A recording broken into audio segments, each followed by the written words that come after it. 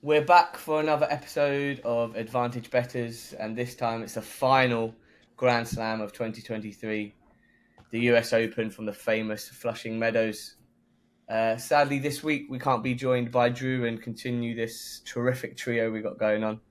He said he's currently flying up in the air somewhere probably exotic or fancy, knowing him.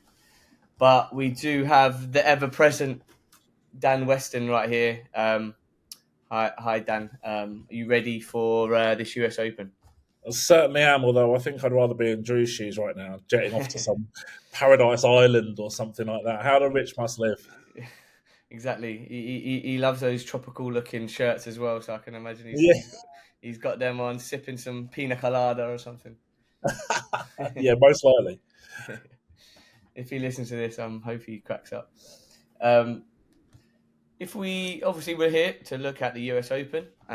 We've had the three majors quite in a short space of time. This felt like it obviously comes a little bit later on into August, obviously back end of August.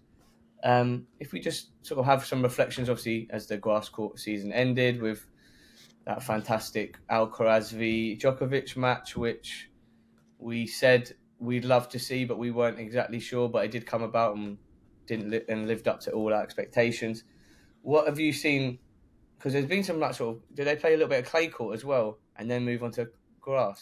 Yeah, but only really some small clay events, which were like, focusing on the out and out clay quarters who just trying to cram in some last minute clay action to try and get some extra ranking points before Okay. the drought comes for the next 6 months, rather than being anything major. And naturally, I'm not a massive fan of that little bit of clay court season after the Wimbledon. I think that they should just get it all done before and then move straight on to hard court. And if you can't compete on hard court, then you just have to go and get better. It's as simple as that. So my main focus really has been on those warm-up tournaments for the US Open, particularly in Toronto and Cincinnati last week. Now, I think that those are giving us quite a good guide as to where the players are at right now in terms of their preparations for 2 weeks in New York, and given me some thoughts on the marketplace right now and which players might be worth following certainly over the draw, which is going to take place obviously later on this week, but also the tournament itself. Yeah, so we are coming off the back of obviously Cincinnati and then the Canadian Open, both on the WTA and the ATP tour side. So you obviously touched on it there. What has sort of piqued your interest and of maybe those two tournaments specifically, or any sort of considerations that you sort of come your way? So let's start off with the men's first. I think primarily what we've found is that a lot of players are very capable of beating each other, which is not necessarily a dynamic that we've always had in men's tennis. But I think now we're seeing it, and actually, the likes of a Medvedev or a Tsitsipas or Rude are not nearly guaranteed to make the latter stages of a tournament at the moment in a hard court series. Now, potentially that gives us some scope to look at some future quarter winners when the draw is made. You know, guys like Taylor Fritz, Hubert Hurkacz, Alex de Minaur, bigger prices in the outright market, but actually coming into it with a fairly decent form line, and in this world where they're like 4 or 5 times the price of other sort of second tier players, could quite conceivably make a run in the US Open. I think the other thing as well is that I'm now surer on Djokovic over Alcaraz as favourite.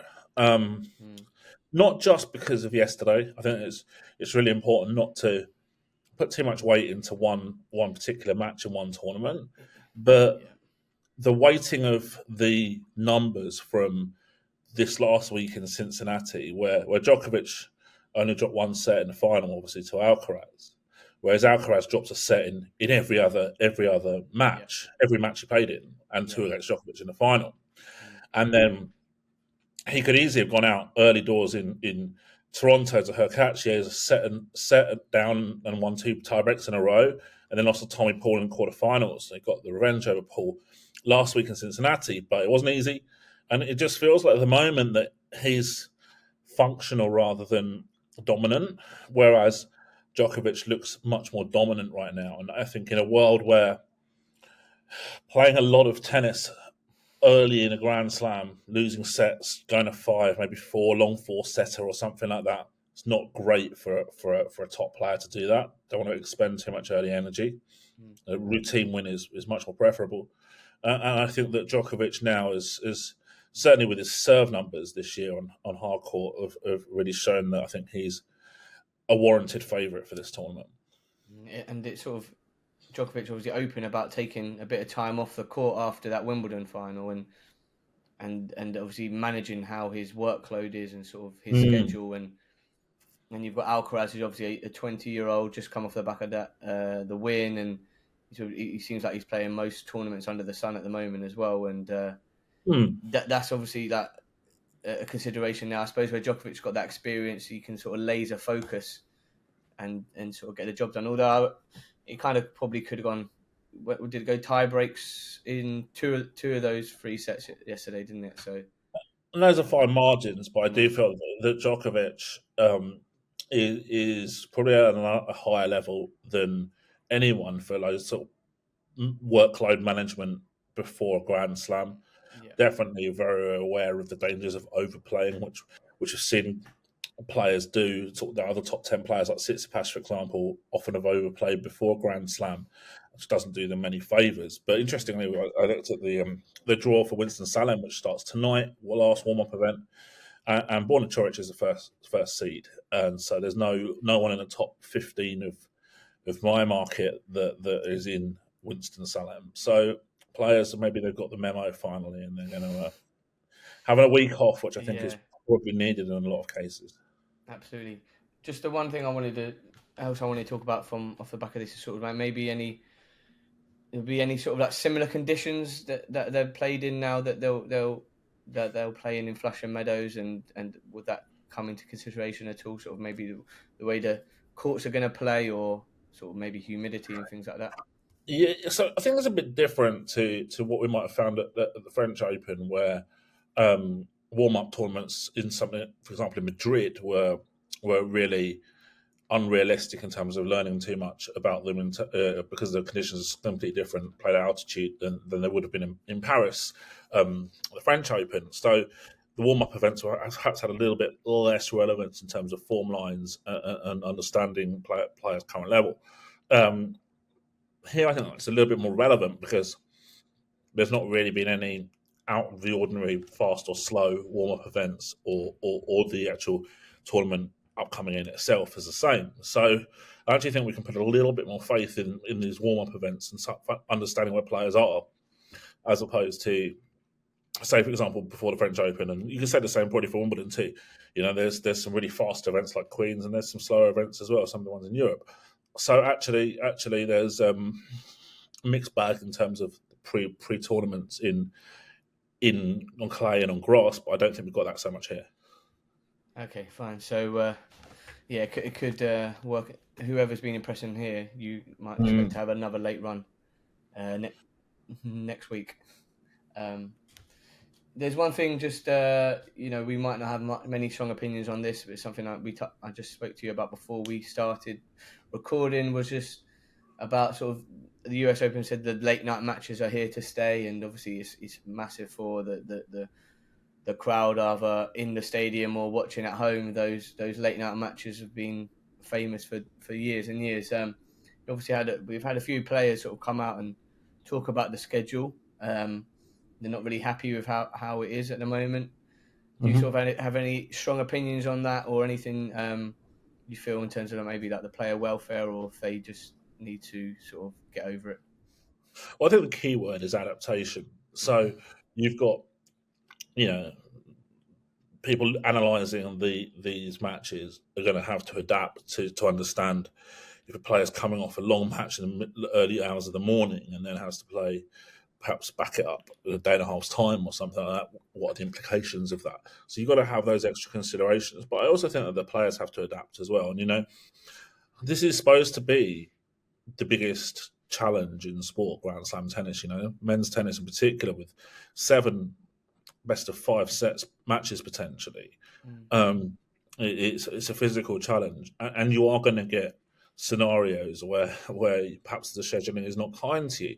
Now, my biggest bugbear probably over the years is that the scheduling has been inconsistent, so you often find some of the bigger names might get preferential treatment, and I don't think that's fair. I think and I can understand why they do it, because TV revenue and stuff, they want to make sure that certain players are on at prime time and stuff like that. Yeah. But ultimately, they've got a big advantage with the seeding system already. They don't need further advantage in terms of their match timings as well. So again, it's up to the players to adapt. This is a survival of the fittest, basically, and if you can't adapt to playing at inconvenient times, then you're probably going to fall short. Fair enough. So it's just, especially maybe it's like players that maybe new to the tour and things like that. They just need to get used to it. And as you say, adapt is the key word there. If we then sort of just focus then on the tournaments themselves and what could be in terms of, obviously we've got the outright market now, and the draw will come in the next few days. I think I read there was 6 former champions on the ATP side. Don't know if I think I saw Alcaraz, Medvedev, Djokovic, Wawrinka, Murray, and Cilic. If I'm not wrong, that's what I found out anyway. There might be another one, but well, you can forget about the last 3. You don't have to worry about that. Yeah, well, I was going to say, there's some like in our previous pod where we said, can we just ignore? And yeah. Even Medvedev now, that's another story about his sort of form coming into it. But that sort of question is like, who do you reckon is coming into the tournament in sort of good form, and it's going to be very hard, but could gate crash that Alcaraz Djokovic stronghold? Obviously, Djokovic is one we've already mentioned. I think that you could probably say that Jannik Sinner is coming into the tournament in decent shape, beating Alex de Minaur in the final of Toronto to win the title. Although there's a couple of caveats. First of all, he didn't face a single top 10 opponent in winning that title, which is extremely rare for a Masters tournament. And again, backs up what I was saying earlier about a lot of players beating each other and opening draws up for players a lot of the time. He lost in Cincinnati in his opener, probably pretty tired. I don't think there's much to see here. But so he's probably one player who I think actually can push, certainly very much push a Medvedev. Probably be decent dog against Alcaraz, but would have a chance. And I think would probably be not have enough to really push Djokovic unless he has a really off day. Djokovic has a really off day. But I think Sinner's someone who's coming in with a good form. I think if you're looking at players further down the market, Taylor Fritz with a hard court title in Atlanta at the end of July, albeit against, again, weak opposition. I think, again, he has something to find against the top players, though. Absolutely outclassed by Djokovic in Cincinnati recently as well. So again, someone who maybe could sneak into the semi-finals with a good draw. Maybe a player who's worth looking at as a quarter winner. And I think a couple of others who you're looking at as a quarter winner. Hubert Hurkacz got a really good form line, actually. Semi-final last week in Cincinnati, and he's actually lost against Alcaraz in the last 2 tournaments in deciding sets. So he's not losing against poor players. That's a fact. So if he gets a kind of draw, might be one to look at. And I think de Minaur as well. But again, maybe that's just that nagging doubt that I have about against the top players. Final, though, in Los Cabos. Final in Toronto. Probably pretty tired last week when he lost to Monfils. But again, we can kind of excuse him that a little bit. His form line's pretty good. As far as that's really my main focus. I think there's certainly some players that I'm fairly keen to, if not draw a line through, or some of them I will draw a line through. Some of them I'll be pretty skeptical about their chances.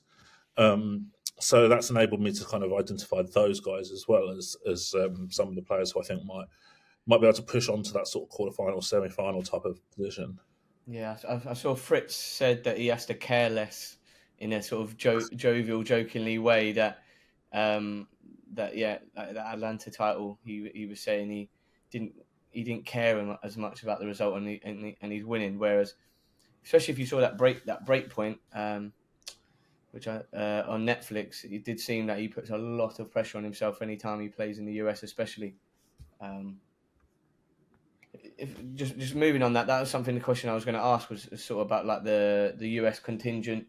You mentioned Fritz, Tommy Paul was someone that you touched on there, obviously, with the Alcaraz in the last few weeks, and I was having a look, and some people were trying to throw his name in the mix as well. Was going late, and obviously had Tiafoe, who got semi-finals last year.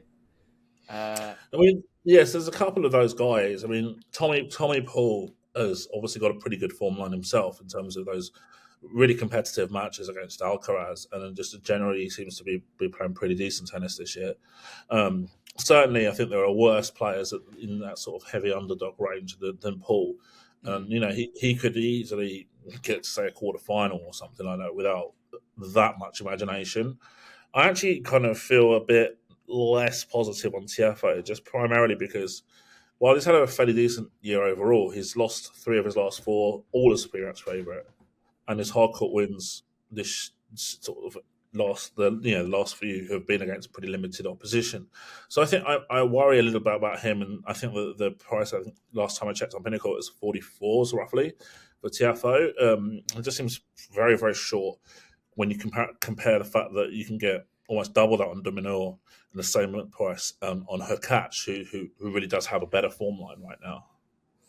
Yeah, you've got just going down here. You got Tommy Paul's at 87s, and then yes, double the price of Tiafoe, right? Hurkacz, he's come into 44s now, but I did see there's a little bit of chopping and changing since the Cincinnati just come, but that's very true. And then you've also got like someone like, I don't know how good Chris Eubanks is going to be from a US perspective. Obviously, he said himself he's more of a hardcourt player. Suddenly, performs miracles on grass, but I'm not sure how he's been playing.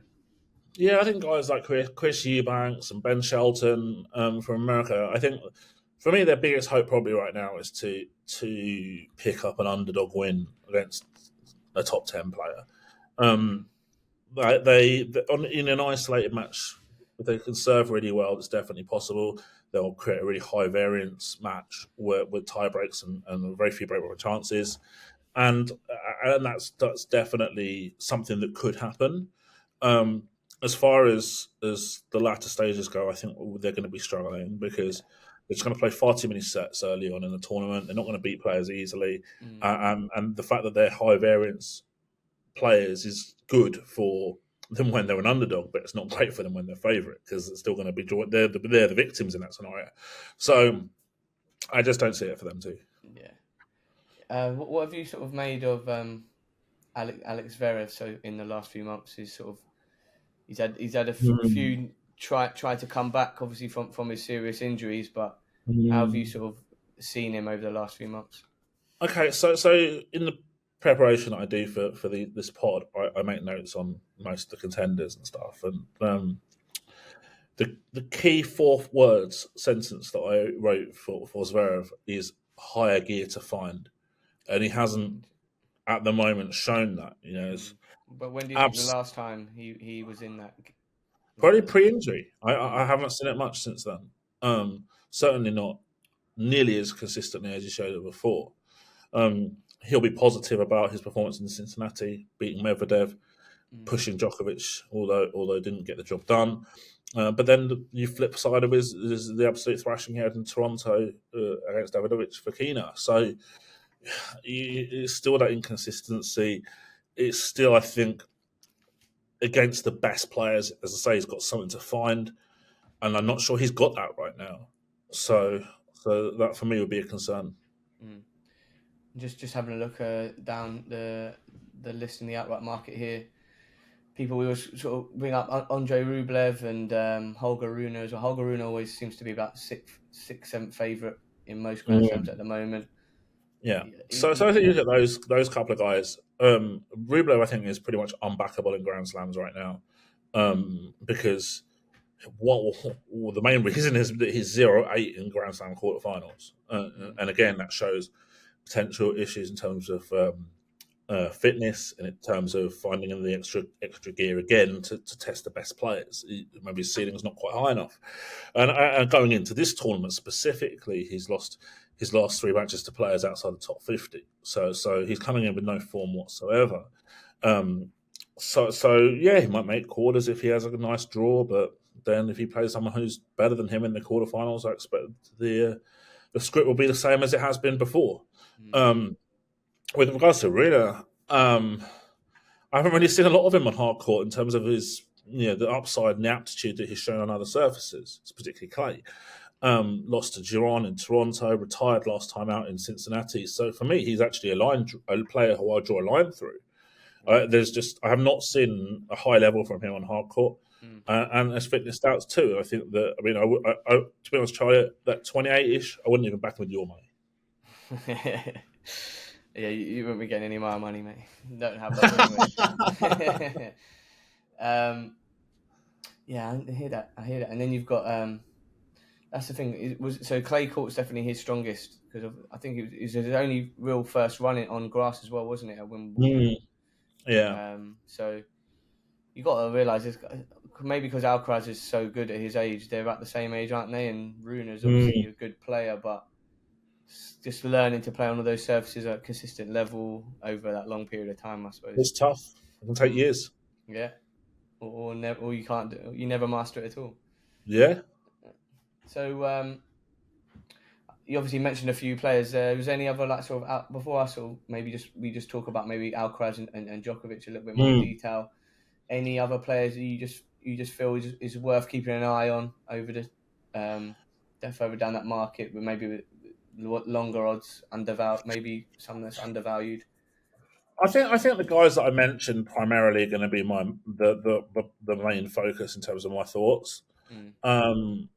The 3 potential players that can get towards the quarters and semi-finals, Sinner, and I think Djokovic is actually not that bad a price at all as not slightly against favourite. We mentioned Tommy Paul earlier, someone with a fair ceiling. It's absolutely laughable that he's a bigger price than Chris Eubanks and Jack Draper, who's basically just come back from a really long-term injury, and Wawrinka, who's kind of Shikori. You would never have whoever's made Paul a bigger price than those guys is. Yeah, it'd be interesting to track that. Needs a bit more research. And then you've got some players at triple-digit prices, but none of them really inspire me. A guy like Davidovich Fokina has a really high ceiling, but is no way consistent enough to get to the latter stages. And some young players. I've seen him play really good matches, and then he sort of throws in the towel on another one. Yeah.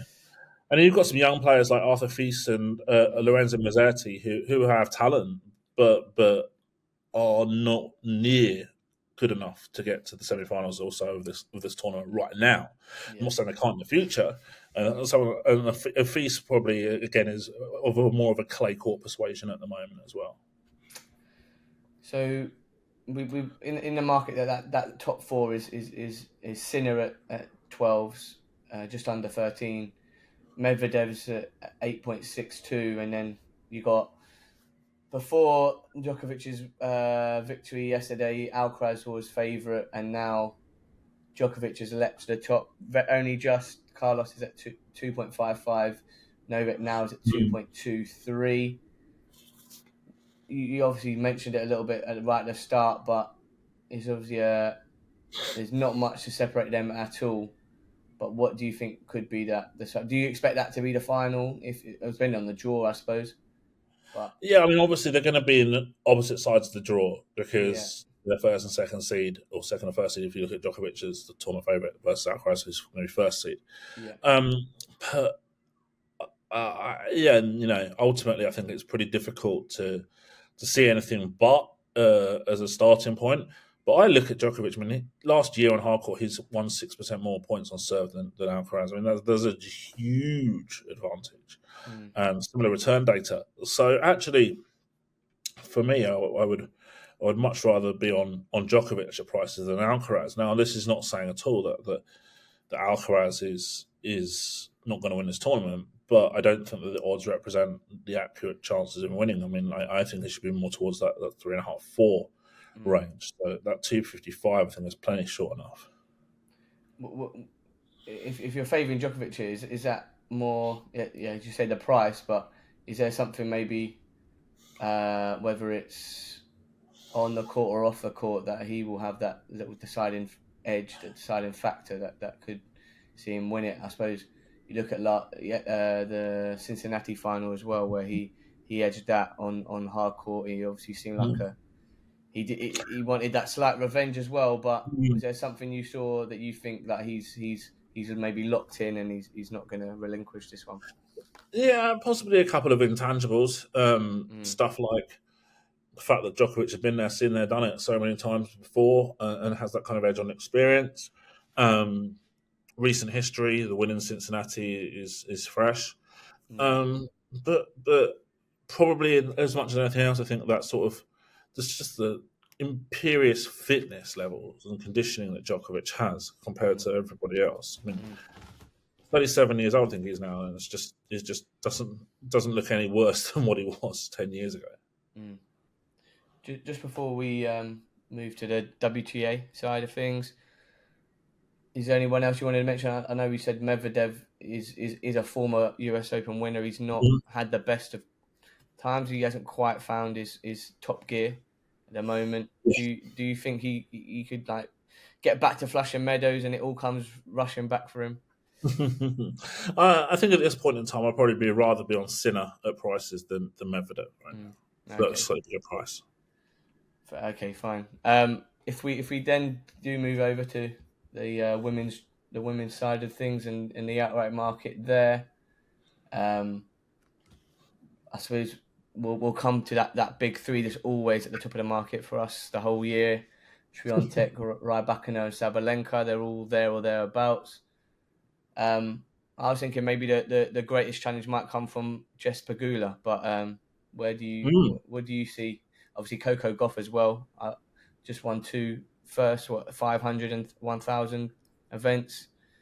Because the last few episodes we sort of faded Coco Gauff a bit here, but she has now maybe this is the mentality wise. This is where she might come through. But what are your thoughts on those? Yeah. Okay. So I look at the top 5 in the marketplace. Obviously, the players that you've mentioned, and I actually think that if you take Rybakina out of that, she retired last time out in Cincinnati, and there's this kind of continual fitness question marks around her. Then if you take her out and you have the other 4, I'm actually reasonably confident that the winner will come from one of those 4 players. So Swiatek, what we know is the best player on tour by a long way. Yeah, she's lost semi-finals in both of these big hardcourt events, but that can happen in sport. And ultimately, stats-wise, she's by far the best player on return on tour, winning over 50% return points in the last year on hardcourt, and has a good serve as well. So I think she's clearly the favourite for this tournament, and you could possibly even make a case for her being slightly shorter priced in this, and I'm sure she would have been if she'd have won a couple more matches in those warm-up events. And Sabalenka's form's a little bit of a worry, but I think she's pretty tough to beat in these Grand Slam tournaments, particularly sort of, there's 20, 30 ranked players against her. I would say would come up short. If he run recent tournaments, a couple of losses as a 1.5-ish favourite, so that's not great. But I think that she'll be fine coming into this. Rebecca and I just spoke about golf is such an interesting one because, as you obviously rightly mentioned before, we've always talked about fading her in Grand Slams, and I think that at that time that was extremely reasonable to do so, and we were obviously right in doing that too. Yeah. And I think it's really important here to make a clear difference between a player's current ability and their future potential. Because while I think both, I want to speak for Drew, but I'm pretty sure that we had a similar opinion on golf in terms of where she was at currently when we've done previous podcasts, and at that point she wasn't a contender for a Grand Slam. But that's not to say that she was never going to be. It was just that she wasn't certainly in my opinion at that point in time. And statistically, she looked extremely compared to stats versus hype was just completely different. Mm-hmm. And again, like I say, that's not saying that she's never going to be one or she's never going to be a top player. It just meant that she wasn't going to value in the market at that current point in time. Yeah. But what we have seen is now a beginning of this actually show us your medals kind of thing, and she's done that. So title in Washington against good opposition without dropping a set. Title in Cincinnati being Swiatek and Makova. These are good wins. These are really good wins. And these winning 2 titles recently against good quality opposition. Could this be her breakthrough? Could this be a maiden slam? It's definitely possible. I certainly wouldn't want to be opposing her. And it's interesting to note that she's I think 11 at the moment. She's not actually been that much bigger in a lot of other Grand Slams in the past when she was nowhere. So, actually, if you're backing her at 15s and stuff for the last 2 years, then you probably got a better bet now at 11s. And Pegula obviously won in Montreal, beat Goff, beat Swiatek, beat Samsonova. Probably a bit tired last week. Again, like we said with the men's players earlier, you can understand that. Yeah. Maybe the motivation's not quite there to have another long week before a Grand Slam, which again you can understand. So yeah, she's certainly a contender too. So that covers really the top 5 in the market, and I say I'm pretty surprised if the winner doesn't come from that. Yeah, to be fair, on that golf when you're saying about it, I think we've always said in the last 2 years I've been doing the podcast that she has that potential there, but as you say, we can only look on her performances and what the stats say, and she wasn't there quite yet then. Absolutely. Did you see anything in terms of maybe those stats and things from those last 2 tournament wins that maybe a little bit different and why she could come through this time? So she's generally just on an upward trend in terms of the statistical profile. Probably put about 3% on her combined service and return points 1% over the last year, compared to maybe where she was at the Australian Open. She's going to have to play really well to win a tournament. Maybe the draw might have to open up for a Swiatek, for example, to get knocked out early if they're in the same half of the draw. But it's definitely possible. And she's on an upward curve, and it's important to always recognise a player who's really improving and mark them out as a danger player in the field. Yeah. If I'm just looking down a little bit further, Ons Jabeur is there. Obviously made a Wimbledon final, made 2 finals, lost those 2 finals that she's been in. Don't know. She was saying she's very reflective. I saw some quotes from her now saying, if it happens, it happens. If it doesn't, it doesn't. Whereas, which it maybe I don't know if that's going to help her or hinder her, but it'll be interesting to see how she performs. You got that Marketa Vondrousova, who won Wimbledon. Mm-hmm. And then Karolina Makova, who was in that Cincy final, yes, against Coco Gauff. From that maybe that little list you've also got, and then on sort of 26s, you got Kudermetova and Samsonova there, and then Mira Andreeva, who I remember you said last time the traders were scared of her, and that's why she was priced up the way she was. Do you expect those sort of players to maybe then be the ones that knock out one of those top 4 seeds? Well, I think that you could probably say that people are scared of Andreeva even now. I mean, Mm, she's priced up at what 31 yeah, on Pinnacle, yeah. and she hasn't played any of the August Masters events. She's only played one hard court match in the last year on the main tour. So we're really guessing at her level, but she has a really high ceiling. So you can understand why people are a little bit cautious and defensive about her pricing Mm, because we don't really know what we're going to get. And yeah, she's got a very, very high ceiling. And so is Samsonova as well. Who's a player that I really like the look of, but at the moment I think is still a little bit too inconsistent to win a major tournament. Um, in Montreal, she beat Rybakina, she beat Bencic, she beat Sabalenka, got to the final, lost one and love to Pegula, and so like that's what you get with her right now. And I think that that's a bit of inconsistency. But she's young, she's talented. She'll work it out, I'm sure. yeah. Um, and I think both of those players have got a really good opportunity to be a future Grand Slam winner for sure. As for the other sort of more established players that you mentioned, Jabeur, I mean, you can say you make peace with losing Grand Slam finals, but I'm sure it hurts, and I'm Yeah. sure that as with Rublev in the men's 0-8 in quarterfinals, Rublev, um, there is a significant mental hurdle that you do have to overcome. And Jabeur's taken it pretty easy since Wimbledon. Played Cincinnati last week. It's the only tournament she's played in since Wimbledon. Okay. Lost to Sabalenka in quarters. I don't even think that hard court is really her best surface, so she's actually on my kind of fade list. Okay. Um, Vondrousova, I think definitely has the upside to go far here, coming through Wimbledon. Lost against Gorf and Swiatek in the last two major tournaments, the August hardcourt tournaments, and I mean it's not a disgrace in any way, shape, or form. Mm, These players can capably beat each other, and stats wise, particularly on return, she impresses on hardcourt. So I actually think that she's probably the next best out of those okay. the top players in the marketplace.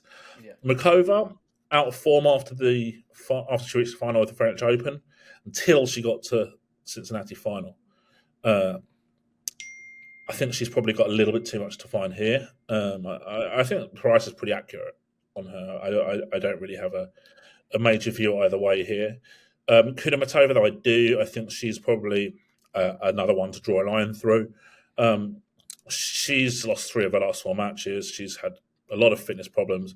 She got injured in Berlin in June, hasn't played much since, and lost to Venus Williams last week in Oh wow. Okay. Cincinnati as a huge favourite pre-match. Mm, So form line is not there for her whatsoever. So she's probably a line through. And then obviously following those players, we've got sort of more of the long shots in the market. yeah. Was there anyone there that are sort of undervalued here, overpriced, or are they Uh, rightfully in that sort of 40s, 50s range? well, I feel a bit like Drew here because I remember he had his sort of line through list last year. Yeah, yeah, Sorry, yeah. Wimbledon, and I They're feel batting pretty on. brutal like that as well. Actually, these days. Krejcikova has only played once since she picked up an injury at Wimbledon. That was Mm, really mediocre loss last week against Azarenka. Garcia has now got 4 defeats in a row and just hasn't inspired last year compared to the red hot finish last season. Sakari, final in Washington is to golf, but lost to Collins in Montreal and Makova in Cincinnati. And again, is that sort of Zverev type of player who I feel like really does have a lot to find against the best. yeah, Had Meyer, fitness problems, injured at Wimbledon, struggled since. Collins actually had to qualify in Montreal, got to the quarterfinals, but did beat Svitolina and Sakari, but lost to Swiatek at 3 and then got smashed last week by her in Cincinnati as well. Again, too much to find. yeah, yeah, Svitolina, Wimbledon semi-final, but hasn't played a great deal since. Got to quarterfinals in Washington and lost in the first round in Montreal. Hard court stats don't inspire. Madison Keys, we know she can play well. We know she's yeah, got a great serve. We know she can take players out of the draw, but we also know that she's always an injury out. And gave a walkover in Montreal and lost to Elise Mertens in Cincinnati. So there's those problems for her. And Andreescu as well. Struggled in grass warm-up events before Wimbledon, and has now lost 3 in a row, including against players like Kostyuk and Georgie. So those players, I think, you're really stretching to think that they're going to make the final, for example, or win this tournament. There's usually one player that does come through out of those sort of longer range prices. Could be a Bencic, but again, she's been inconsistent. And I mean, it's tough, really. I do think that you're looking at maybe some younger players, but who are potentially able to get through to that next stage. But there's not many of them. Fruhvirtova and Noskova are players who I think a lot of people rate highly. But again, it's that inconsistency that I would worry about with players like that. We've spoken about with Samsonova as well. We always sort of pick out Ostapenko sometimes as well with her big serve, and she can upset some of the big players as well. But then then sometimes she gets to a certain stage and she can't get over that hurdle there as well. Yeah, and that's why I sort of see her sort of always at these 40s and 50 range as well at the moment in the last few majors that we've been doing. That's right, and there's also some sort of established or sort of bigger name players out in that long range pricing as well. I mean, again, I wouldn't back Caroline Wozniacki at 60s with your money. I mean, she was never able to really get the job done in slams at her peak, let alone after a few years retirement. And Muguruza at hundreds hasn't really played much either for a good while too. Maybe she won't even play here. I don't know. Sophia Kenin hundreds as well, and it's just not inspiring whatsoever. So there's a few other sort of random players there that don't really attract my attention either. So, yeah, I think that pretty much sums up the outright market really for the women's. Outright market there. In terms of that, obviously you said the 5, and maybe if you're drawing a line through Rybakina, are those top 5 sort of is hard court sort of where they find their best form, or is there other surfaces? I wouldn't really say that they're hard court specialists. I would maybe you could say a little bit more for someone like a Pegula. But I think that they're competent on all courts, and that's why they're highly ranked. That's why they're players who are consistently towards at least, especially the top 3 in the market, consistently at the top of the market right now in these Grand Slam events. Because they're just really good players, and there aren't really quite so many surface specialists in women's tennis as there are in men's. And so there are some, but it's probably not quite as pronounced. So. No, they're just very good players. Yeah. And so you would sort of say Swiatek should be the favourite by that margin. Yeah, definitely. Yeah, I mean she's got so much credit in the bank in terms of previous performances and data as well. You could even make a pretty solid case for her being shorter than this price, and I'm sure she would have been if she'd have won one of the warm-up events. Is in terms of sort of what our bettors should sort of consider for maybe just across both tournaments right now in terms of just looking at the form, or just anything in particular that you feel like you want to sort of impart your knowledge on, as we've got those string of a few tournaments like you said, the Winston-Salem, and then for the WTA you got in Cleveland and in Chicago before Flushing Meadows takes shape. What should they be looking for in terms of in the next week or so? Then just make. I mean, these tournaments the week before a slam are so tricky. You often get some pretty random winners because players' motivations for entering them are often quite variable.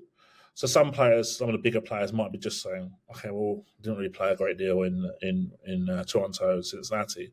Just fancy a couple of matches here, just to get a couple of wins under my belt, and then I'm not going to be too bothered if I lose out the quarterfinals or something like that." And certainly there's this continued argument that overplaying in this week before Grand Slam is not a positive. So I think players are generally pretty cognizant of that, and yeah, there's probably no one in the Winston-Salem draw that you would think, well, they're gonna really threaten at the US Open, but they still have to Yeah, work out whether a good performance in this warm-up event is worth it if it comes at the cost of struggling yeah, fatigue-wise yeah, in the yeah, yeah. first That's couple of rounds of Grand Slam against worse players, when they can probably earn more money and earn more ranking points if they get a few wins under their belt. mm. So actually, yeah, these tournaments are so variable. As you said, you say what your top sort of 10 contenders in the men's side aren't going to be playing in this tournament coming No, up. So no. you obviously see where their heads at, and maybe it's one for our bettors to sort of think that it's not going to be. You don't need to keep as close eye on this in terms of what might happen for the US Open as Oh, we certainly obviously have not. done. Certainly Not not. at Yeah, all. it would just be for injuries and stuff like that Mm. in the And individual match. yeah, for sure. Just before we sort of round up, then, just any other things that's been on your mind that we haven't discussed here? Any final thoughts, things to consider? I don't think so. Really, I think I actually feel like I'm pretty certain of my positions or thoughts on players right now. And I always do think that having that sort of draw through list is pretty important. We've spoken about those players quite a lot, and we're almost like slicing up the market a little bit in terms of finding actually who are the realistic contenders, who can we look to get value out of or oppose, and just generally, I think that it seems for me clear about five main contenders in the women's, Yeah, and probably not that many more in the men's either. But one thing I like with both tournaments right now is I feel that the both, apart from maybe the ultimate elite players right now, Djokovic and Alcaraz in the men's and the Swiatek in the women's, most players are very capable of beating each other, and we've seen that in these warm up events recently as well. mm. So on a given day, there can be shocks or surprise results, or however you want to spin it. There's no guarantees right now. Whereas I think 10 years ago, you're looking at it and you could pretty much predict who was going to make the quarterfinals and be pretty happy with those predictions. You can't do that right now. Mm. Well, that is a very good way to sort of end things off then. Thanks a lot, Dan. Appreciate that. We got through some good stuff there. You will have your US Open betting preview articles that will be coming this week on our betting Yep. resources page. So I'm sure there'll be not too many surprises if you listen to this. But it'll be good to sort of read that from your perspective and sort of obviously in the lead up and consume that as well. Just on other side of things that Pinnacle are bringing out, we've got our European soccer. The European soccer continues, so we've got our EPL Insights podcast out this week, and also our Goal Impact, Bundesliga and Serie A predictions from our very own Dr. Patrick May. So, as I say, thanks to Dan for sharing his plays and predictions and all his thoughts. And thanks to you guys for listening. And we hope the US Open is a profitable one. Thank you very much. Take care.